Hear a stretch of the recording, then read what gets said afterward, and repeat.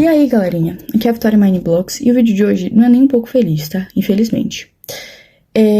Acontecido uma coisa na minha vida muito injusta e que eu preciso falar com vocês porque eu tô sendo silenciada. Primeiramente, eu tô sozinha nesse quarto aqui, tá? Ó, tô sozinha. O que tá acontecendo? O meu pai veio pra justiça e começou a dizer que minha mãe está me maltratando, que ela tá me fazendo cárcere privado, fazendo um monte de coisa, que é crime, né, óbvio. E estão do lado dele, os órgãos públicos. Ministério Público, Conselho Tutelar, inclusive. Eu tô quase indo pra um abrigo por conta de denúncias falsas do meu pai. O meu pai cometeu violência doméstica contra minha mãe. E isso foi 1% das coisas que ele já fez. E comigo também, ele cometeu diversos abusos. Quando eu tinha 11 anos de idade, meu pai me colocou sem roupa na frente dele. E eu já tinha corpo, já tinha seios. E ele me colocou pelada na frente dele, com 11 anos de idade, tá? E ele me obrigou a ficar sem roupa na frente dele. E eu tentava tampar, né? Porque eu tava me sentindo extremamente desconfortável e mal. Eu tava chorando, pedindo pra ele, eu tava implorando pra ele deixar eu me vestir e deixar eu me tampar. E ele começou a gritar dizendo que não era pra mim tampar e que era pra mim soltar a mão. Uma criança de 11 anos de idade. E isso foi pouco, perto de tudo que ele já fez. Eu cresci vendo meu pai tentando matar minha mãe. Eu cresci vendo meu pai maltratar minha mãe. E antes que alguém pergunte, por que sua mãe demorou 12 anos pra se separar do seu pai? Porque ele ameaçava matar os meus avós, que são os pais da minha mãe. Muita coisa aconteceu. Enquanto a minha mãe trabalhava, ele ficava trazendo um monte de pessoas pra dentro de casa. Eu ficava sozinha com ele e ele trazia uns amigos dele pra dentro de casa com uma criança, menina dentro de casa. E ele já chegou a quebrar computadores no soco. Ele já chegou a quebrar muitas coisas. Ele quebrava prato, quebrava um monte de coisa. Vidro, pote, ele quebrava tudo tacando na parede, querendo causar medo em mim, na minha mãe. Ele ficava, quando eu usava regatinha assim, e vinha o detalhezinho, ele ficava fixado naquela blusa, ficava olhando como se eu fosse um objeto. É nojento a níveis assim, exorbitantes, tá? E o que mais me revolta é que os órgãos públicos não acreditam na minha palavra e na da minha mãe. O meu pai já chegou a correr atrás da minha mãe com faca, ameaçando matar ela. Ele já chegou a chegar na minha frente, isso tudo na minha frente. Ele colocava eu e minha mãe no carro e começava a correr em velocidade muito rápida para causar medo. E ele já chegou a quase bater várias vezes o carro, tá? Então, assim, ele tá denunciando a minha mãe, dizendo que ela tá me maltratando, que ela é uma péssima pessoa, uma péssima mãe. Sendo que tudo que ele tá denunciando a minha mãe é coisas que ele fez. Porque ele cometeu os crimes. Ele que me abusou. Ele que me colocava contra a minha mãe, tá? Ele falava que a minha mãe não gostava de mim. Ele falava pra mim que a minha mãe, ela não se importava comigo. Sendo que a minha mãe morreria por mim. Tá bom? A minha mãe faria de tudo, e ela faz de tudo por mim. Porque desde que eles se separaram, muita coisa aconteceu. Eu entrei em crises que eu tive que ser internada em hospitais psiquiátricos, tá? Eu tive que ser internada em clínicas porque eu tava tentando contra a minha própria vida. Eu tenho ideações suicidas por causa que o meu pai falava assim pra minha mãe: eu vou te enlouquecer até você se matar. Como eu disse, eu tive muitas crises.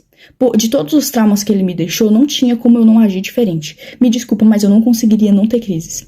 Eu tenho crise de pânico, eu não consigo sair de casa, eu não consigo ir pra escola, porque a gente tem medida protetiva contra ele, e ele infringiu elas. Ele veio aqui em casa, ele tá de tornozeleira eletrônica, mas ele passa na frente da minha casa.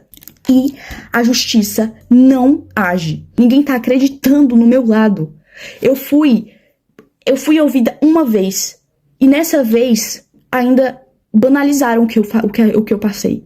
Banalizaram os abusos, banalizaram tudo que ele fez. Agiram como se eu estivesse mentindo, agiram como se eu estivesse inventando aquilo tudo, porque ele manipulou todo mundo.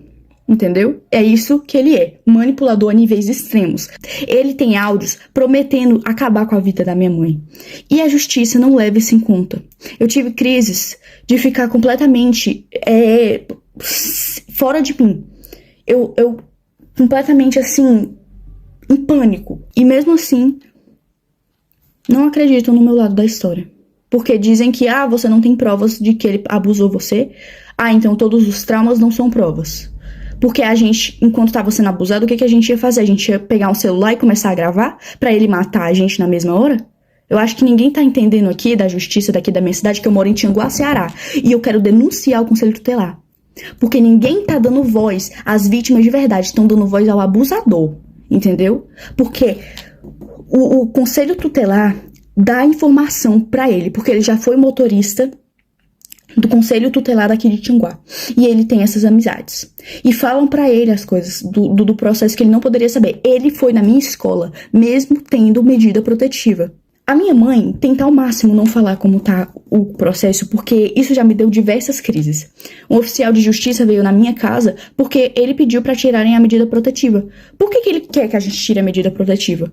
Porque ele quer ficar passando aqui, mesmo com tornozeleira eletrônica, ele continua passando aqui na frente. Ele quer fazer medo, ele quer torturar, porque ele ama isso. Ele ama torturar.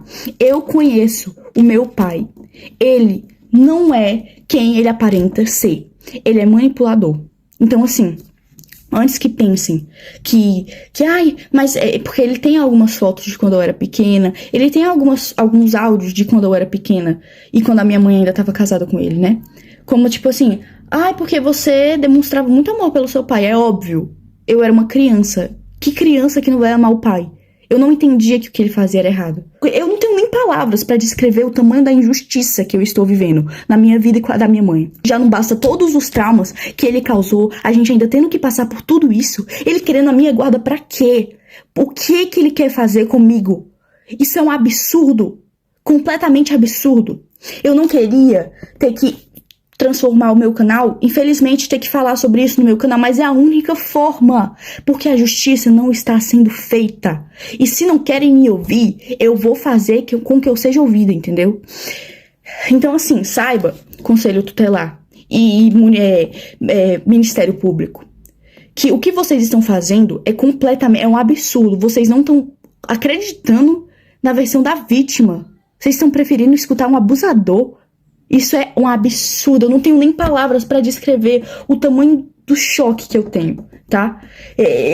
Tudo que ele tá denunciando, o cárcere privado, maus tratos, era tudo isso que ele fazia.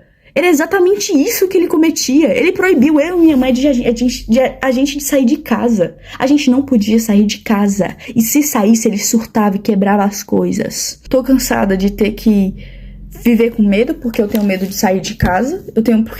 Eu sinto como se ele estivesse me vigiando. Eu não tô indo pra escola, eu tô tendo que estudar em casa, porque eu tenho medo. Eu não aguento mais ter medo. O meu avô é mais pai do que o meu próprio pai biológico, tá? A minha avó é a minha segunda mãe. Eu tenho duas mães, a minha mãe mesmo e a minha avó. Mas o Jorge não se encaixa nisso. O meu pai não se encaixa nisso. Ele não é família. Ele só é genitor, mas ele não é família, ele não é um pai de verdade, porque um pai que ama não faz as coisas horrendas que ele fez. Então eu venho aqui pedir justiça, tá? Porque eu não aguento mais não ser ouvida. E eu quero pedir perdão se isso causou gatilho pra alguém, mas é o que tá acontecendo. Eu não posso esconder mais isso, porque vocês me acompanharam desde que eu tinha 8 anos, então vocês merecem saber.